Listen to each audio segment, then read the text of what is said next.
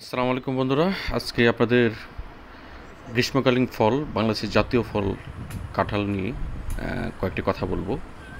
এটা হচ্ছে আমাদের বাড়ি থেকে বের হওয়ার যে রাস্তাটি, আমাদের এলাকায় প্রত্যেকেরই এরকম গাছে গাছে কাঁঠাল। যদিও আপনারা দেখতে পাচ্ছেন সাইজটা অনেক ছোটো মনে হচ্ছে, কিন্তু এগুলো কিঞ্চিত বড় হবে। আর সবচেয়ে বড় কথা হচ্ছে গাছগুলোতে তাদের মানে গঠন অনুযায়ী তার চেয়ে বেশি পরিমাণ ধরে ফেলেছে, মানে শতাধিক কাঁঠাল হবে প্রতিটা গাছ এরকম। কাঁঠাল বাংলাদেশের প্রত্যেকটা অঞ্চলে সহজলভ্য এবং জনপ্রিয়। যেমন আমাদের অঞ্চলে প্রত্যেকের বাড়িতে এরকম 8-10টা গাছ থাকতে মানে কয়েক শত কাঁঠাল থাকে। বাংলাদেশের সংস্কৃতি ঐতিহাসিকভাবে কাঁঠালের ব্যাপক ভূমিকা রয়েছে, এবং কাঁঠাল হচ্ছে অন্যতম জনপ্রিয় একটি ফল। এর ব্যাপক পুষ্টিগুণ রয়েছে।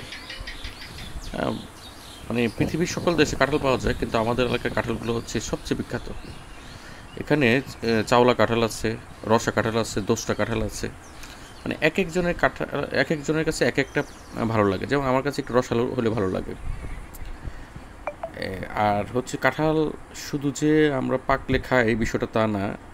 এখানে বাংলাদেশের যে পলাতক প্রধানমন্ত্রী যে ছিল, সে কিন্তু কাঁঠালের মাংসের বিকল্প হিসাবে কাঁঠাল খাবার জন্য রেসিপি প্রদান করেছিল, এবং অনেকে হয়তো এটা ট্রাইও করছে।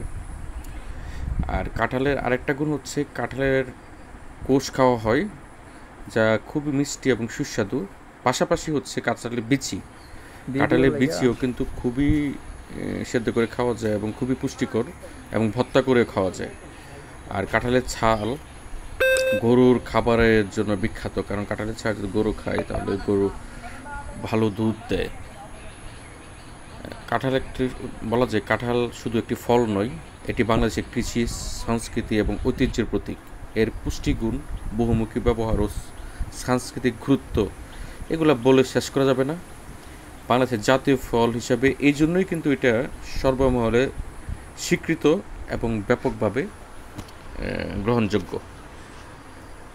কাঁঠাল এমন একটি ফল মানে পছন্দ করে না মানুষের সংখ্যা খুবই কম। বেশিরভাগ মানুষই এই ফলটি পছন্দ করে। আর আমাদের এলাকায় যেটা হয়, এই কাঁঠালের মৌসুমে এলাকার যে ছোট দানপিটে দুষ্টু ছেলেরা আছে, তারপর হচ্ছে তরুণরা আছে, যখন রাস্তার পাশে গরমের মধ্যে বসে আড্ডা দেয়, গাছে গ্রানে যে যে গাছগুলো আছে, মানে কোনো না কোনো গাছে পাকা কাঁঠাল থাকে। আর আমাদের এলাকার সংস্কৃতি হচ্ছে এটা যুগের পর যুগ ধরে চলে আসছে। আমাদের সময়ও ছিল, আমরা যখন ছোট ছিলাম, যদি পাকা কাঁঠাল থাকে গাছে, কেউ খেয়ে ফেললে কেউ কিছু বলে না, কারণ অভাব নেই, কাকে কি বলবে। তো দেখা গেছে প্রতিদিন গড়ে 4-5টা কাঁঠাল ইয়াং ছেলেরা গাছ থেকে খাচ্ছেই, একদম ইনস্ট্যান্ট। দিনে রাতে যে কোনো আবহাওয়াতে, বিশেষ করে একটু বৃষ্টিপাত হইলে, তখন সবাই যখন দলবদ্ধভাবে ঘোরাফেরা করে আড্ডা করে, তখন তারা সম্মিলিতভাবে খুঁজে বেড়ায়। অনেক সময় খুঁজতে হয় না, পাকা গাছ কাঁঠাল গাছে আবার বাদুড় থাকে বা বিভিন্ন ধরনের পাখি ঘোরাফেরা করে। এই যে এই যে বাগানটা দেখতে পাচ্ছেন, এই বাগানে কাঁঠাল সবচেয়ে বেশি খাওয়া হয়, কারণ এখানে নদীর পাড়, সবাই বসে আড্ডা দেয়। আড্ডা দেওয়ার ছলে যখন নাকে কাঁঠালের ঘ্রাণ আসে, কিংবা অনেক সময় ইচ্ছে করে যে চল কাঁঠাল খাই, তখন কিন্তু কাঁঠালগুলো যখন বড় হবে, পাকার সময় হবে, সবাই মিলে এখান থেকে কাঁঠাল পেরে পেরে খাবে। আর মালিক পক্ষ যারা আছে তারাও তেমন কিছু বলে না, কারণ এটা আমাদের এলাকার সংস্কৃতির একটা অংশ। যে গাছে পাকা কাঁঠাল থাকলে সবাই যার মতো করে পেরে খেয়ে ফেলবে, এতে কারো কোনো অবজেকশন, বাধা বিপত্তি কিংবা কোনো প্রকার কমপ্লেন থাকে না। আর কমপ্লেন থাকে না বলে যে সবাই শুধু কাঁঠাল পেরে পেরে খাবা, বিষয়টা কিন্তু ঠিক না।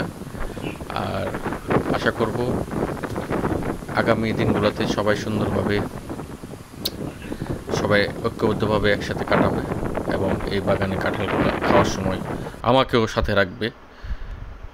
আর আপনাদেরকে পরিশেষে দেখাবো যে গত বছরে যে এভাবে বসে কাঁঠাল খাওয়ার দৃশ্য আমাদের এলাকার ছোট ভাই বাদারদের, ওরা এভাবেই প্রতিনিয়ত কাঁঠালগুলো খায়।